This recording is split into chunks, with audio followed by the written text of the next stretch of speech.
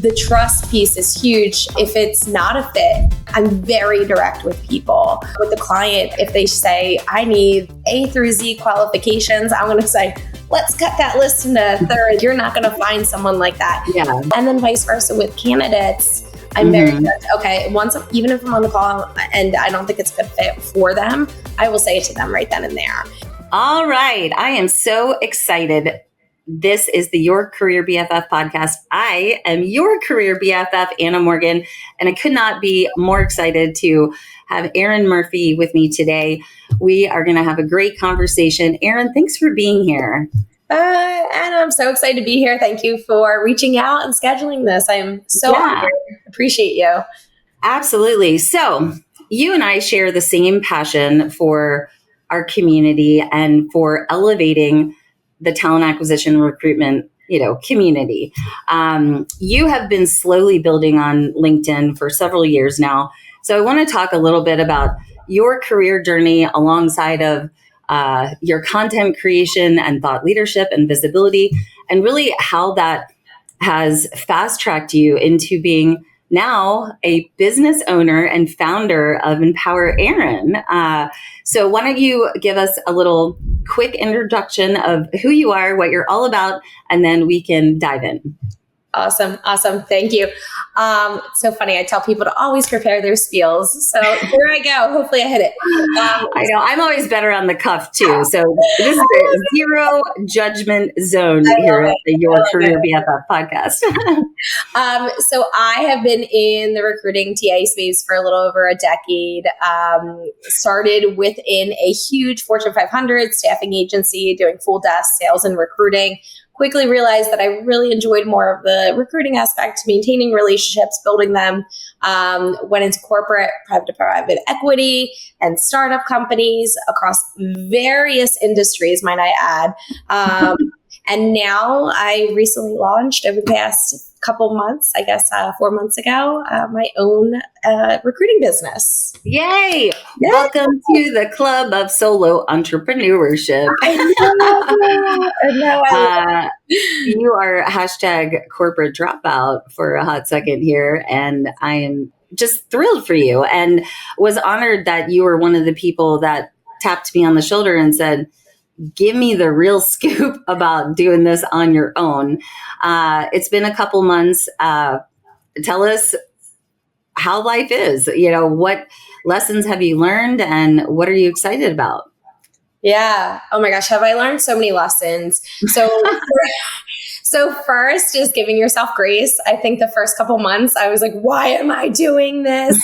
But I am so grateful that my community, and literally community, I emphasize, were there to back me up. Like you included, Anna. When I started to think about this and venture it and put it all together more formally, I reached out to a handful of individuals, you being one of them, constantly being that career BFF, supporting people, having that no ego too, which always appreciated.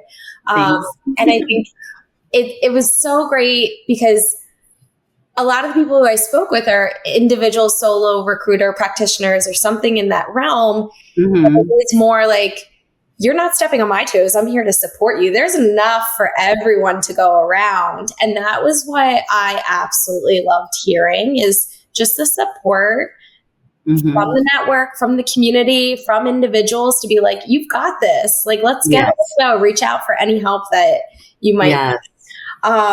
But the hurdles for me is really just more my internal battles. Like, am I moving fast enough? Why shouldn't I should have more clients at this point, stuff like that. I'm like, okay, Erin, pump your brakes. I've got this. I already have this in the books. It's okay. Start to trickle in. And truly, when I start to listen to that more, inner monologue, the positive inner monologue, that's when I'm seeing it more lay out the way I anticipated and fighting against the negativity in my own. Yeah. And were you like so many recruiters that experienced a downsize or a layoff, which was the tipping point to go, okay, I think this is the universe's sign. It is time for Empower Erin. Oh, yes. So, backstory real quick. So I always knew since I was a little girl, I wanted to do something on my own. I never knew what it was. If you ask my parents, they're like, yep, you'll be your own CEO of something one day, just because I can work really well We together. say that about my daughter just because she's so bossy. Yes. I'm like, this is going to serve you great when you're 30. Yes. No, it's not bossy. It's leadership and training is what I always say. And I say it to my daughter too. And I'm stealing that. Thank you.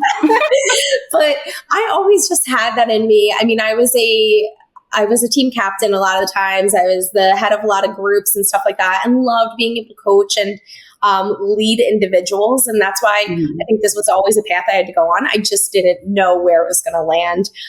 Fast forward, worked for a startup for a few years. Absolutely loved it. Loved the speed, loved building and creating and stuff. But yes, probably lots of downsizing happening within that organization. And I knew it was happening. So I was like, all right, every fiber in my being is telling me, go, Erin. This is faster than you anticipated, but let's go. And my husband, I'm so grateful. He was like, all right, let's try it out. Let's see what happens. And like literally that happened within a 2-day time period, I'm going to say. And I filled out all the paperwork online and here we are. Here you are. And it's like, what else do I need? Do I need insurance? Do I need a landing page? And the community aspect and your brand and your reputation, that is what has opened the doors and allowed you to just accelerate immediately with clients, placements, and continued opportunity, right? We're going to come back to that because I want to talk a little bit about your early career because I know you. We've spent several years together serving job seekers through Ask a Recruiter. And early career, I know you started as a director of youth development. Is that where the passion, you said leadership and training began, as well as your passion for fitness and well-being, right? Yeah, no, absolutely. So I went to college for exercise science, minor nutrition. So always passionate about it.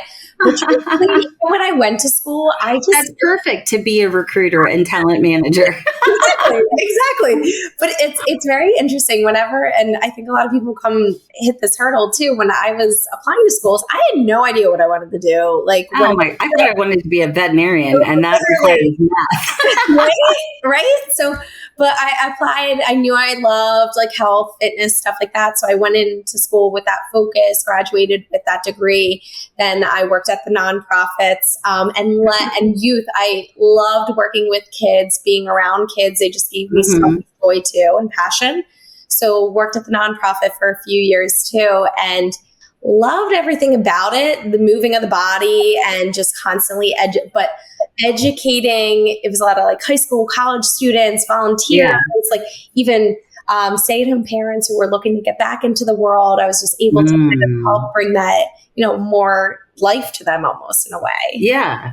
Well, and I mean, it's a diverse population that you're dealing with, which is critical as a recruiter because as you know, we speak to, early career to executive across all different industries. If you have to think back to those early career days, like what lessons or leadership philosophies were you able to take from those experiences in the world of recruiting and talent acquisition? Oh, that's a really great question. Almost to what you just said, that adults are like children. Yeah. No, really though. It's, you treat everyone differently and everyone wants to be heard. Kids want to be heard. Adults want to be heard. They want to be seen. And I think that's just one of my, at least from what I've been told, is one of my superpowers, quote unquote, on almost every review I've had in my corporate job is real human connection. I'm able to connect with the people no matter what environment, no matter who they are, where they come from. And I just love that I get that. I'm like, I love that I make people smile. I love that I'm able to get something out of you to really shine your light and be like, this is what you need to do. You got it. Run with it. And that's kind of what that background helped me build up to where I am now.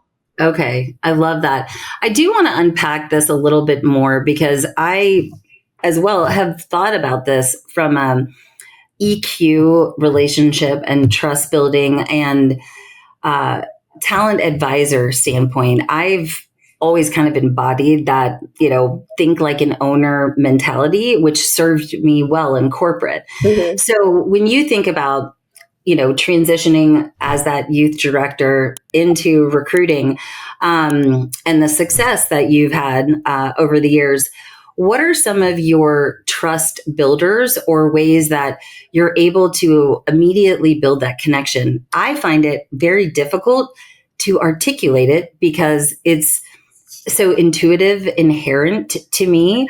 And with my little rabbit brain, I'm like watching eye contact and body language and observing, the virtual space or the in-person space. And I know, how we've connected with people post-COVID has certainly evolved. But what are some of your magic trust accelerators that you've, used in your hiring intake meetings or with your stakeholders and now clients? I love that. This is such a great question. And really EQ comes into play so much. And it's, I don't think it's so underrepresented. Underrepresented. Yes. Got it. Luckily, we have people like Jihan or Anthony that both do EQ and Strengths Finders. They can be so beneficial, but knowing how to leverage and what to say and how to pivot and how to move and how to talk with authority and to help our hiring teams feel like, hey, this recruiter knows their stuff, which is also part of breaking the stigma around all recruiters are just order takers and paper pushers, right? Yeah, absolutely. So I think back, I think sometimes people can come across as people pleasers in this type of role sometimes when they are able to connect with people. But I think one of my biggest strengths and why it comes into my superpower, I do want people to come out of that conversation one step happier, understanding things and knowing the why factor and can trust me right away. But the trust piece is huge. If it's not a fit, I'm very direct with people. With the client, I'll be if they say I need A through Z qualifications, I'm going to say, let's cut that list into a third. Like you're not going to find someone like that. Yeah. So, and then vice versa with candidates, I'm very direct. Okay. Even if I'm on the call and I don't think it's a good fit for them, I will say it to them right then and there. And I don't want to waste people's time.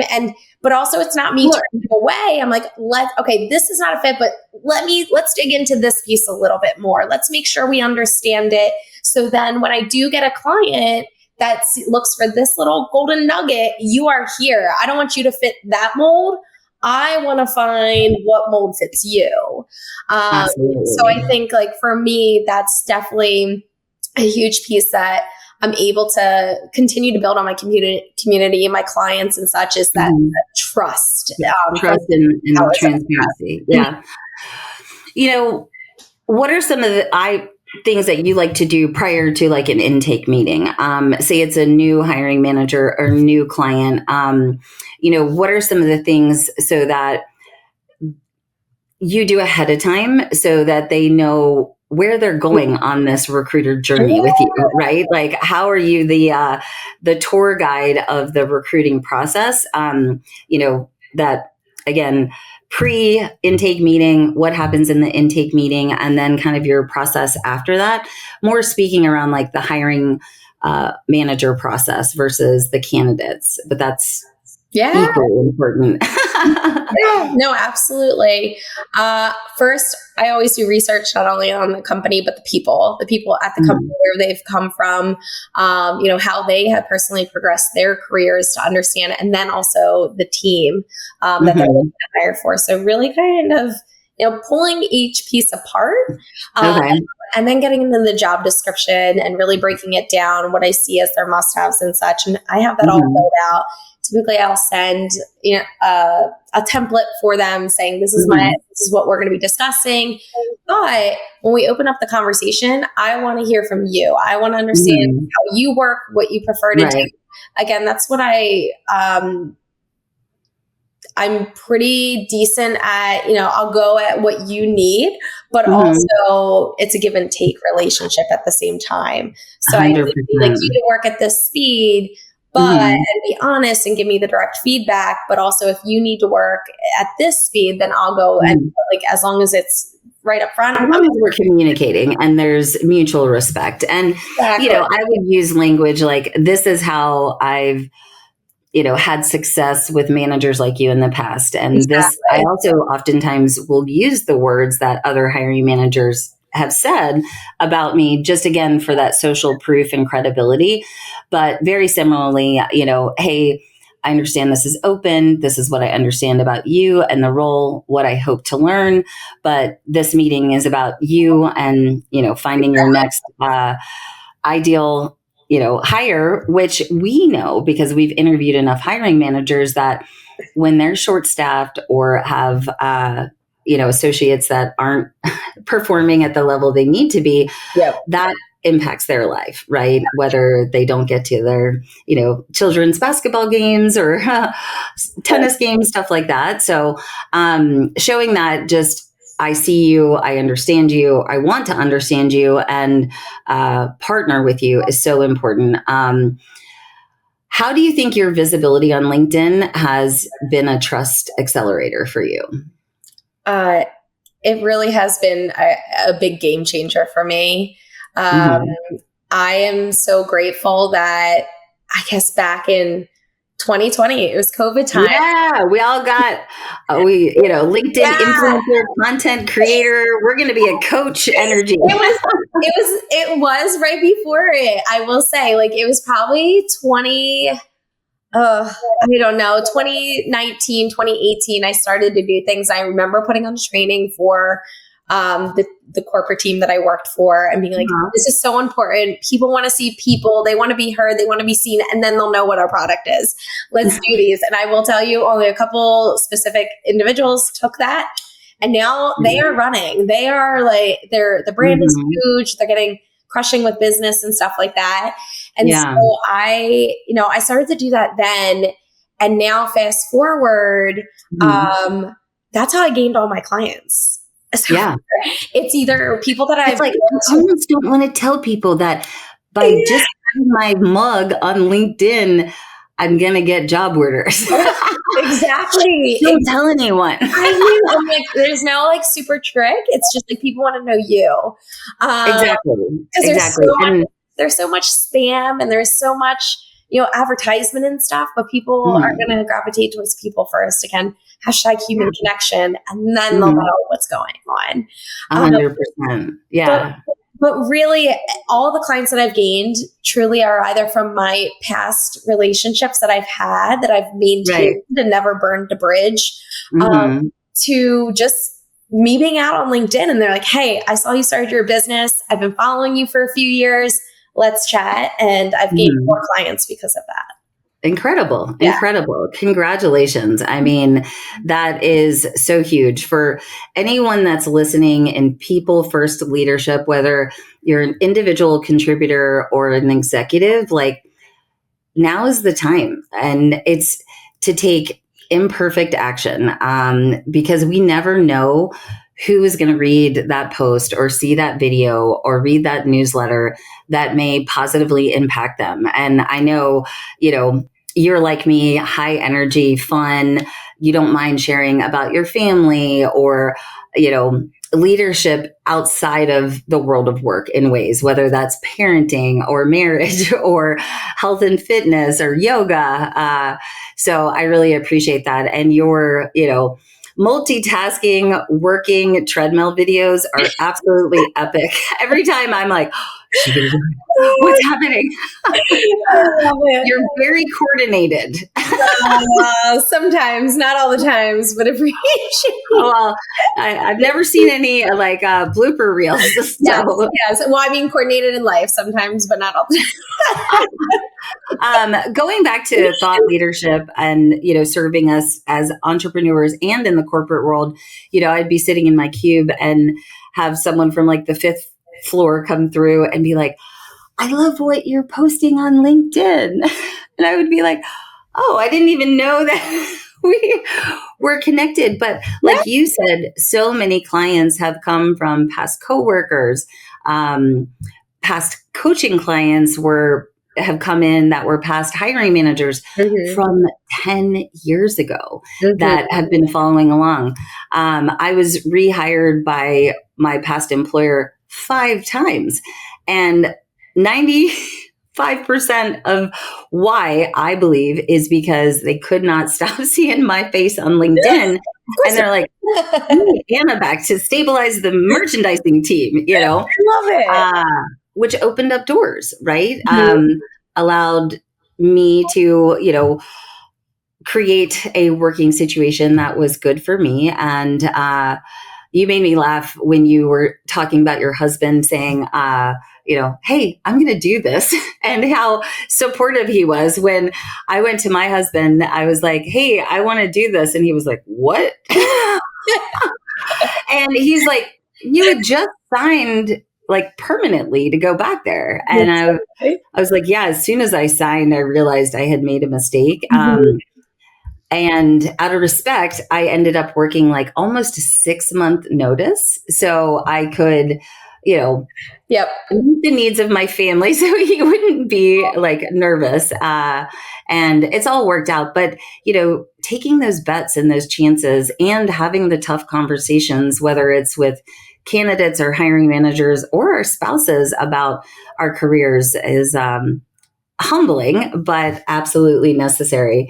Any other downloads or big lessons for anyone that's thinking about, dropping out of corporate and going out on their own in this market that you would say, hey, don't forget about these things? Any other thoughts? Yeah. So many thoughts, but I mean, the number one, I know we kind of touched on this, is definitely leaning on your community, leaning on your network, the people that you've gotten to know just through network, LinkedIn and stuff like that. More people are willing to help than not. I'm so grateful for that. But it's not only just the help to get it started, but also partnership. I partner with a couple other solo recruiters, their own businesses, because why not? It's better, it's better to work with a team, focus that team fulfillment almost, but also having your own thing. And just all together, I mean, just being open to failing, because there's definitely, there has been a client that I have taken on and I'm like, okay, I definitely shouldn't have taken them on. But learning. It's like I question some of the engineering job orders that I take, and I'm like, hello, mechanical engineers, if you're out there in Atlanta, let's talk. But don't push away the red flags. And that's what it was for me with that specific client. I shouldn't have taken them on. And it wasn't even about the positions, it was about the client. So I did take steps back. So just really being true to yourself in this journey, not being okay with the bare minimum. With the other pieces too, of course, the back end, all the systems that you need to get set up for, how to stay prioritized.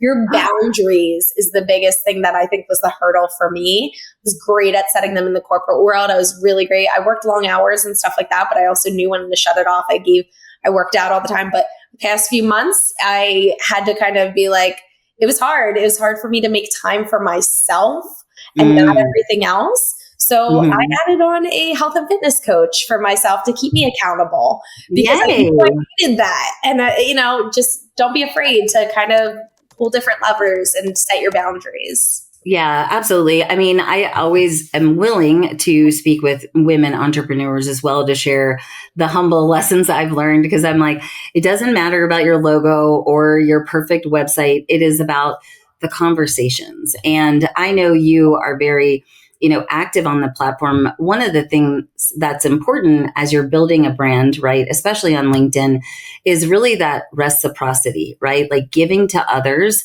so that when you've decided to make this pivot, you have now earned the right to pick up the phone and say, hey, Anna, you've been a great BFF the last couple of years. We've shared the stages. I'd love to speak with you about your experience as an entrepreneur. And that was a hell yes. But, we've been building slowly over all these years since 2020, I guess. Thank you for Tabitha for probably connecting us way back when. And I just think it's important. It's a two-way street, right? For people that want to start creating content, start small. Simply start with engaging in the comments. Yeah. That's where I found my content creation voice, because I'm like, oh, the comments are like a playground. Nobody's really judgy there, but they definitely are. But then that's when I would take the comment and repurpose it into a post before LinkedIn had that feature. But would you say that you have any system or methodology for engagement, or do you just kind of do like I do from an intuitive, like ping pong conversation strategy? I love this. Yes and no at the same time. Definitely. I mean, I definitely have a target. I try to engage on it, put 5 comments a day on posts, make sure they're thoughtful. Not just saying, yeah, I agree. Awesome. Stuff like that. But being, as thoughtful as possible. And then my own, and then I'm always sharing jobs from whatever other people are posting, because I just want to get it out there, further the reach.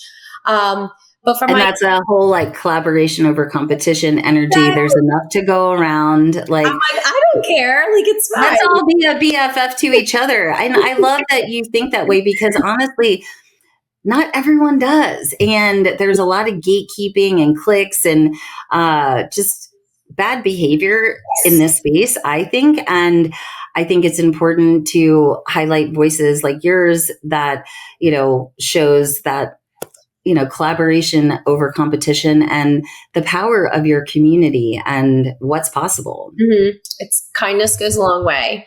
It all comes full circle, and good people know good people. I agree.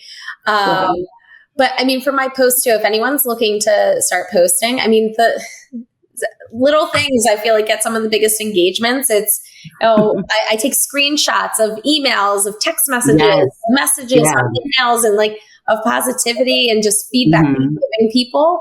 That's because not only is it helpful for candidates, but it's also helpful like clients seeing that I'm making a difference. It is for that. So all of it for social proof. And as a business owner, you get much better about asking for a testimonial or a recommendation, especially in that moment when someone's raving, like hit record. Yes, exactly. And then what are your, going back to the relationship building and trust building, you seem like a very strong communicator. So you have the intake meeting, probably follow up with post-intake notes, any additional research that you do. And then do you have calibration calls with your hiring teams and feedback calls? One of the things that I found so helpful in one of the contracts I worked on was starting to have anyone who interviewed a panel, say 2 or 3 hiring managers. Once that interview was scheduled with the candidate, the follow-up debrief session was scheduled by the scheduler, which I loved having. And in those meetings, the recruiter facilitated the feedback session. Mm-hmm. And through that, there were so many times there was alignment between the team through those feedback conversations, as well as an opportunity for me or the recruiter to manage up or educate that hiring team, because honestly, many hiring managers just don't know better when it comes to recruiting, what they can say, what they shouldn't ask, et cetera.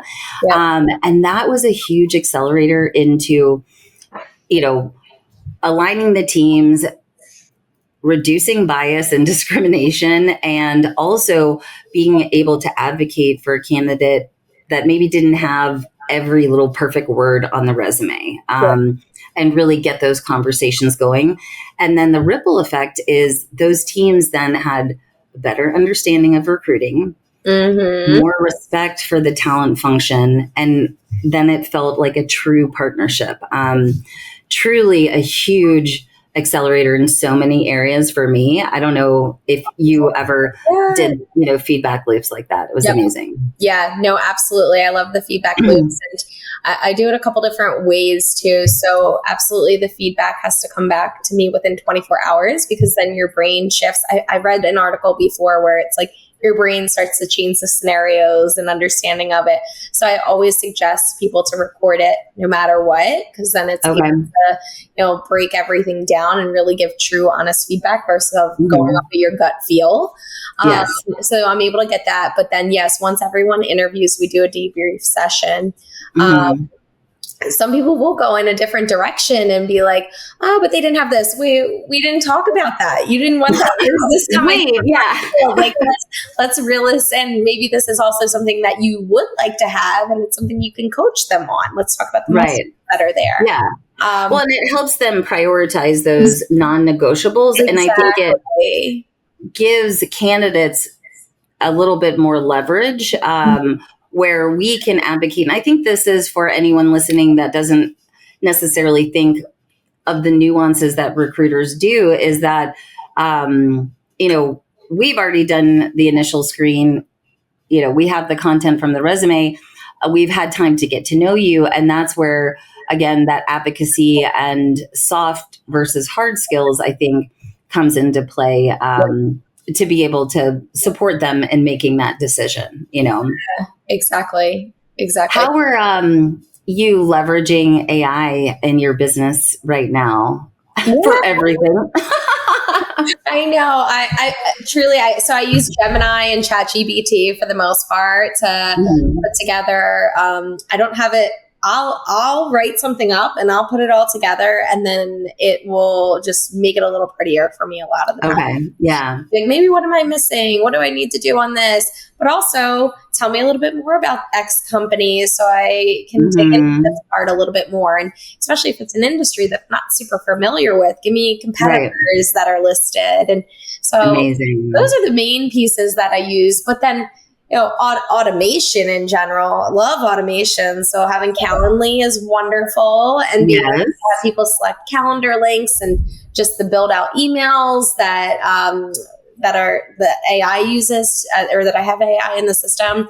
It saves so much time, but it's still my human element in it. Of course, I'll tweak it, and always we have to make sure to look at it and review it before sending over anything, bios, debriefs, something like that, to make sure it all meshes well. But definitely makes my life a bit easier, I'd say.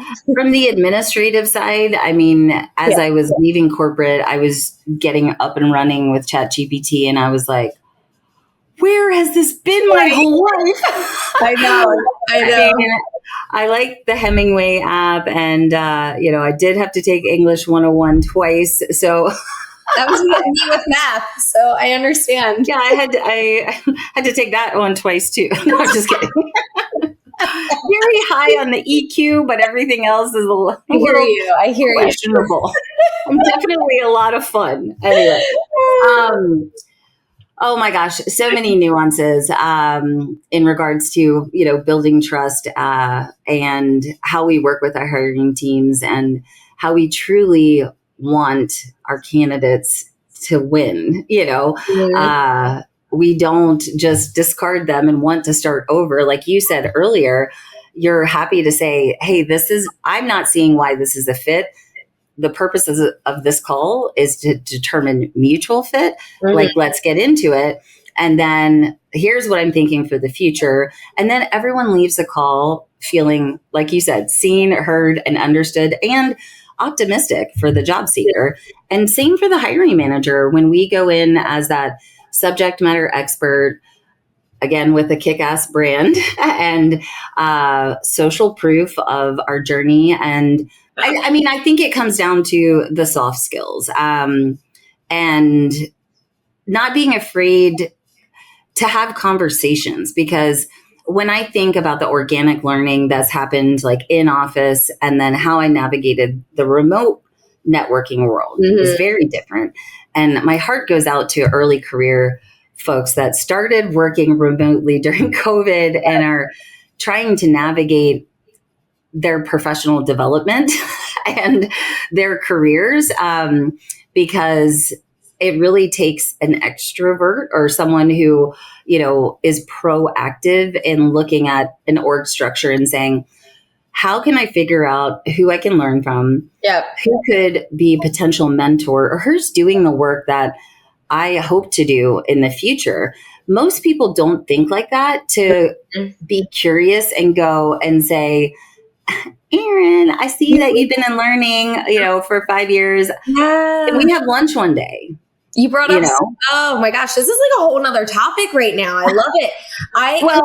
Welcome to my squirrely brain. I love it though, because I never really thought about it in that way, because there's definitely, I remember being in the office in different corporate offices, and I would walk into the CEO's office and be like, hey, I just want to chat and talk to you. I'm like, this is what I want to do. I need growth. And like, that's how I've stayed at companies before, because I've had that. Mm-hmm. You're so right. It's just such a different experience, not only for recent grads, but people that are more introverted and are working remotely. You can't just walk across the hall and... No. And then a lot of people are like, forget social media. I mean, I've had to tell like coaching clients in the past, like, the way I coach thought leadership and visibility and, being found by recruiters is through LinkedIn. And there's a whole, open to work strategy that I coach, but it involves social media, which is LinkedIn. And I've had clients say, I'm not doing social media. And I was like, okay, I totally respect that. But you have to also accept that you're analog in the world of digital. Yep. And this is old school versus new school. And your competition is going to be fairly fierce. Yeah. And walking them through that is like, I don't want to be a social media bully, but conversations, period. Whether you're early career, trying to figure out if you're going to create content, it's all about, how do I get that conversation started? How can I position myself for someone to say yes? What are the actions I can do to earn the right to get that hiring manager to say yes?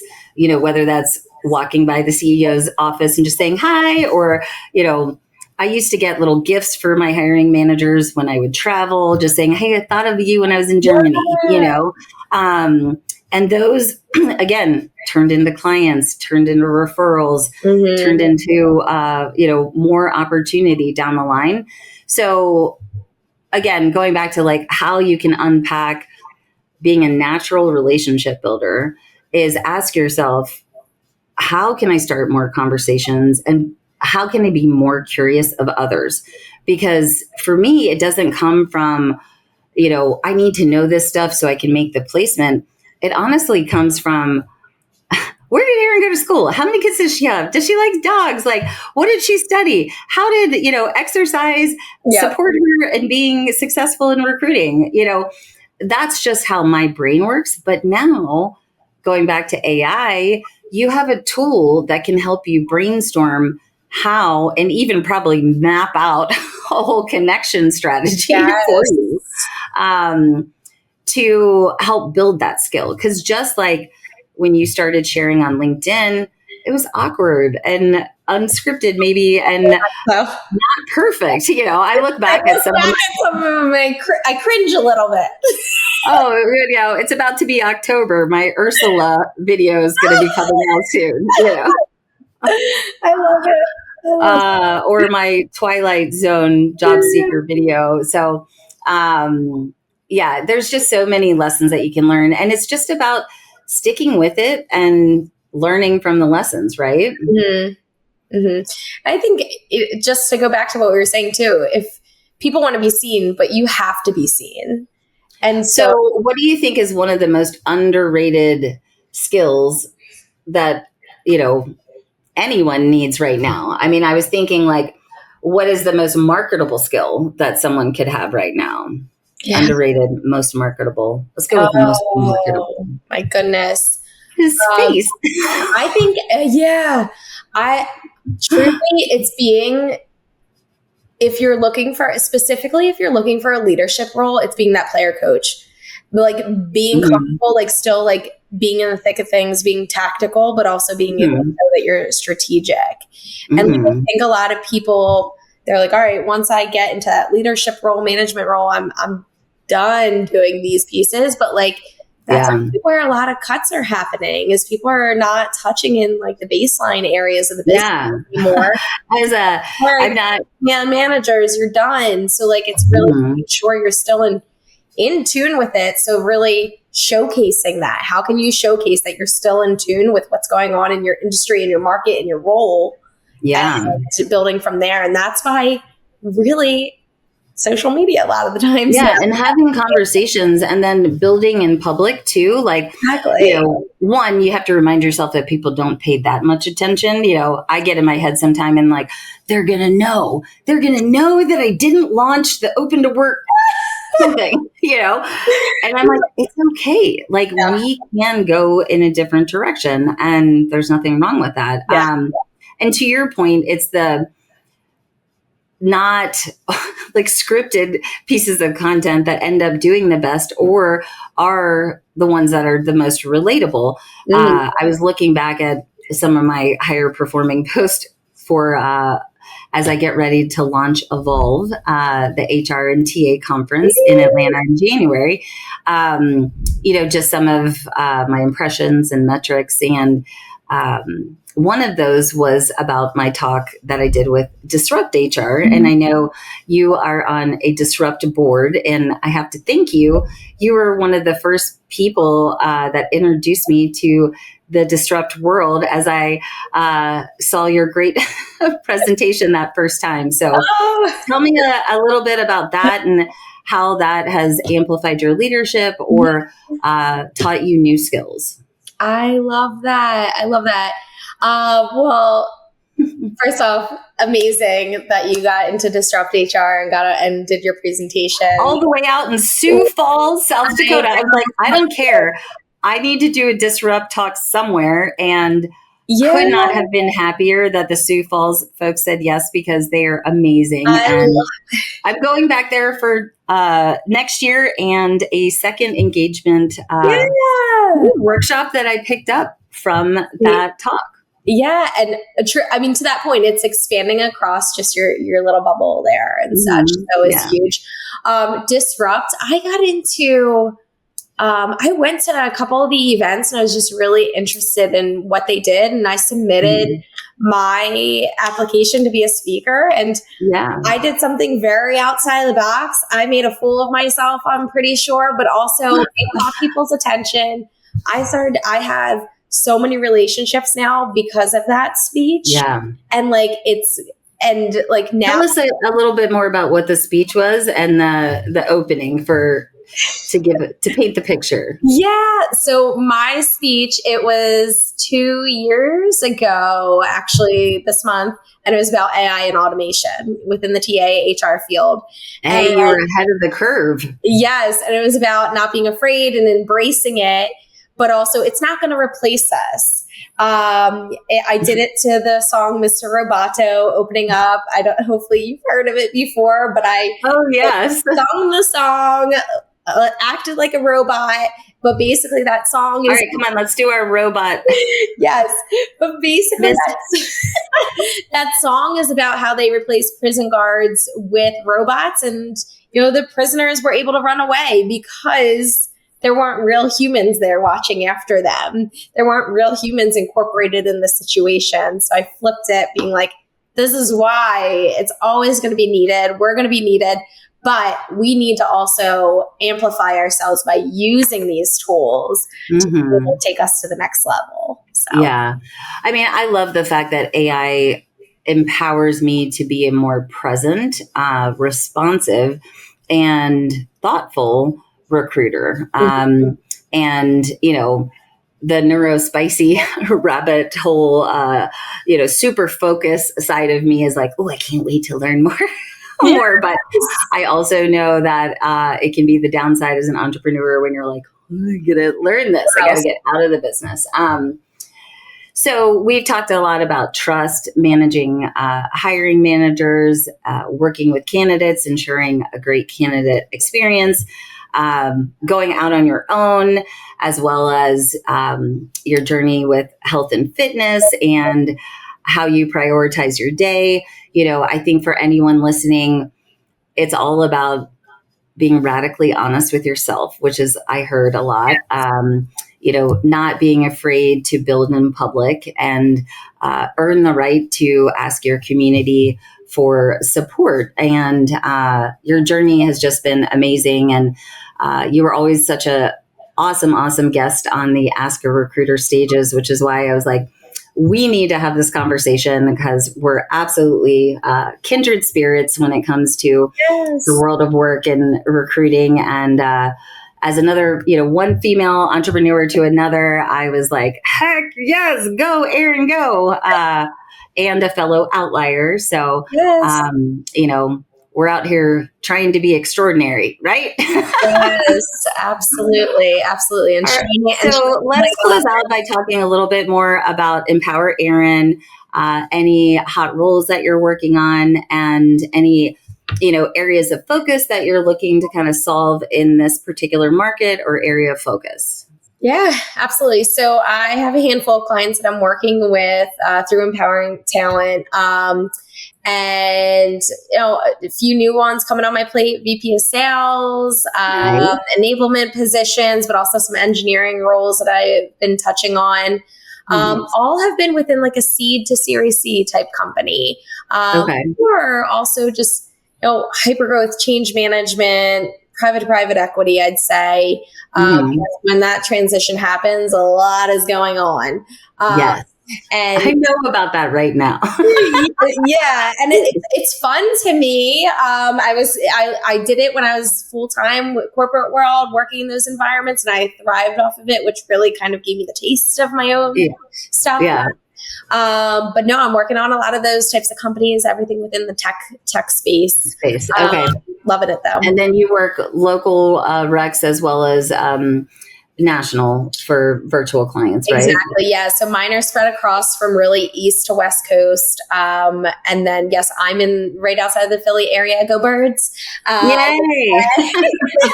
And I actually am in a couple networking groups locally here who I help other solo mompreneurs.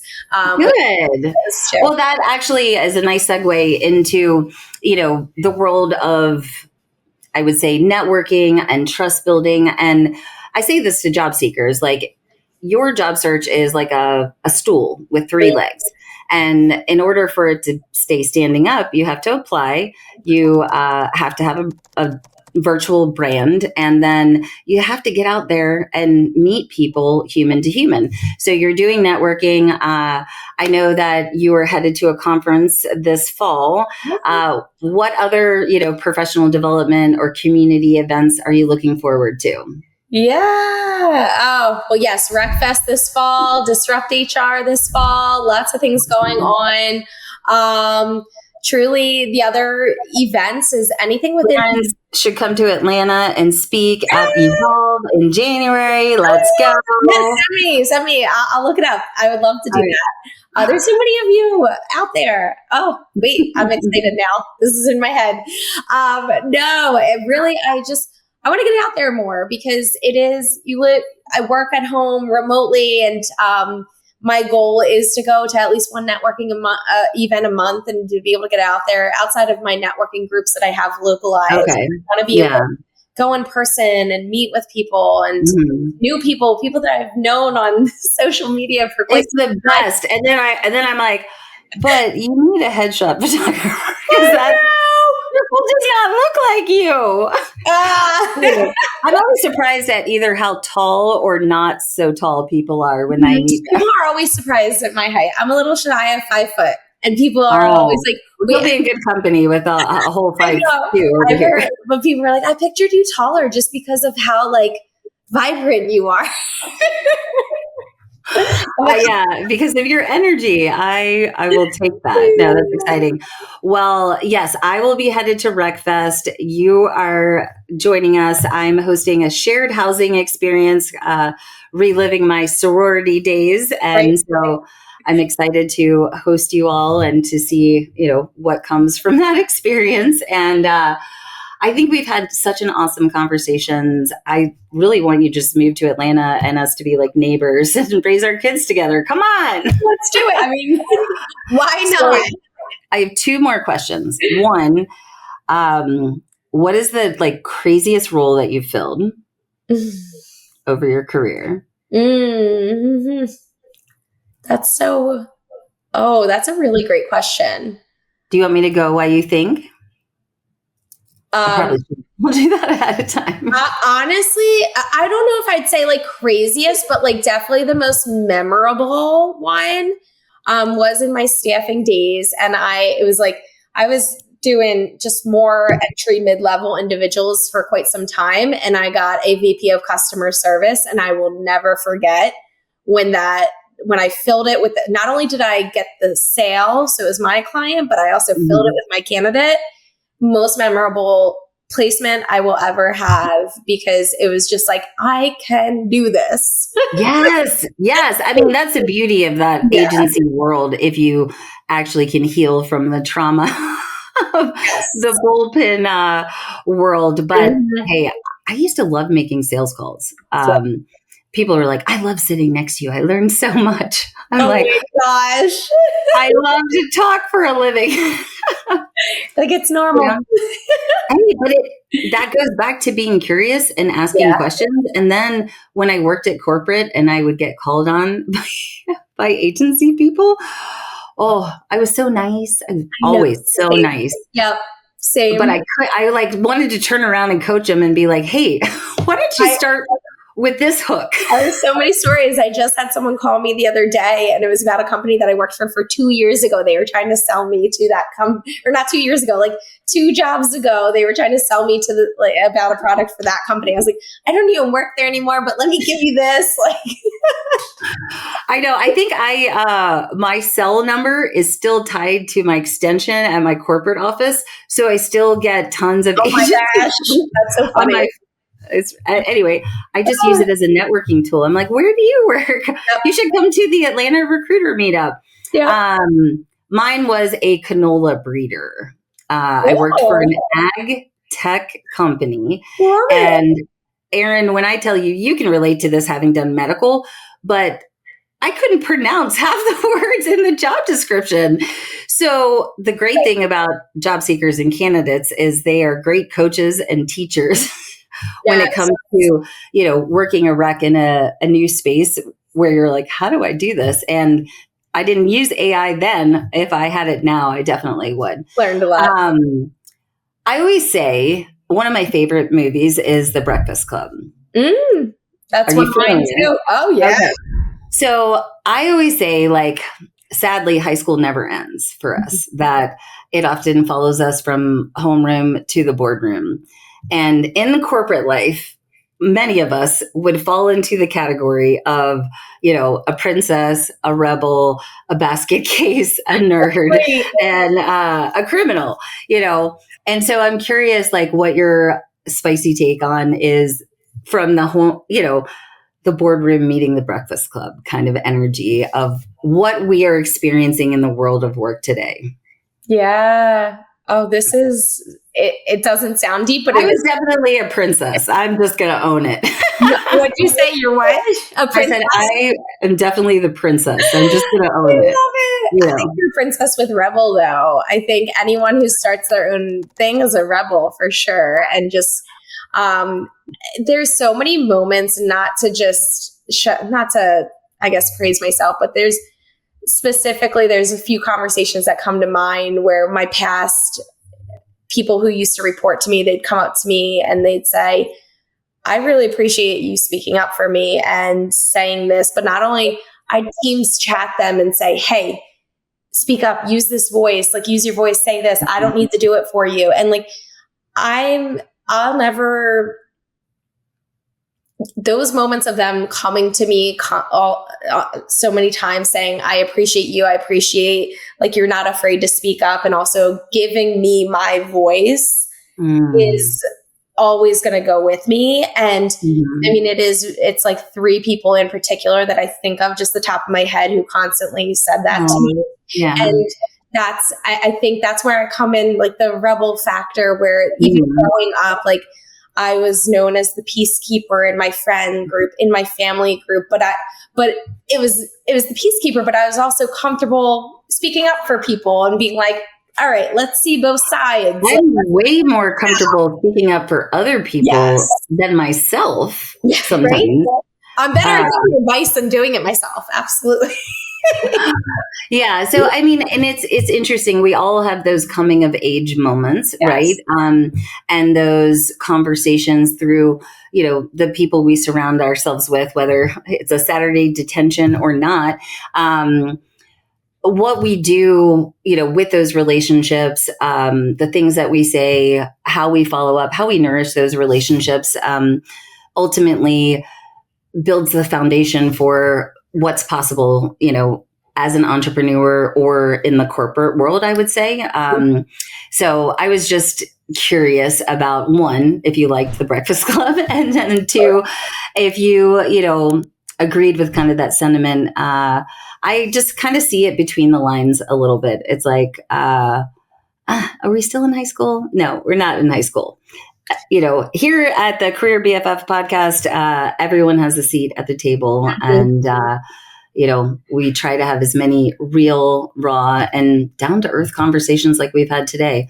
Certainly not perfect, very pinball and ADHD, but most of our community together will absolutely be able to hang with us on this conversation. So I am so excited to hang with you in Nashville this fall. Thank you for being a part of my life, for being a friend, and for just elevating me through your courage, your content, and your community. So it's been awesome having you today. And you want to send us out with one little piece of wisdom, whether it's for a job seeker based on a current win that you've had, or for a hiring team. What would you send us off with? Yeah. Well, before I say that, thank you for being everyone's career BFF. And I really, you really are. You're so welcoming. You're so giving and just kind all around. So appreciate you. Number one advice is just being honest. Be honest with yourself. Be honest to others. I know that sounds so cliche and silly, but when you're not honest in the interview process, when you're not honest to clients, aren't honest to the recruiters and stuff, then it's going to fail. It's going to flop. So be very honest of what you're looking for, your experience, what you need. And then that's when the true beauty and partnership comes through and everyone shines a little brighter. You can tell we are students of Tabitha Kavanaugh, because it's like, what does she say? Like, all transparency starts by, telling the truth. And it is such a simple guidepost. But I think it is an absolute differentiator in the space. And I will kind of add to that and remember, one conversation can change our lives. And two, put in the work to have the conversations. And, it's a fine line between like shoot your shot as a candidate or an entrepreneur. Just ask yourself, have I earned the right, to shoot my shot? But you definitely have shot out of a cannon, and we are all celebrating you and excited to see what the rest of 2025 holds. And I'm just going to, peer pressure you into, coming to Evolve and speaking to the Evolve Atlanta community later this year. So invite coming soon. Yes, I would love to. Mark it down. All right, Erin, have a great day. We'll talk soon. That's another episode of Your Career BFF podcast in the books. Just because the episode is over doesn't mean the learning stops.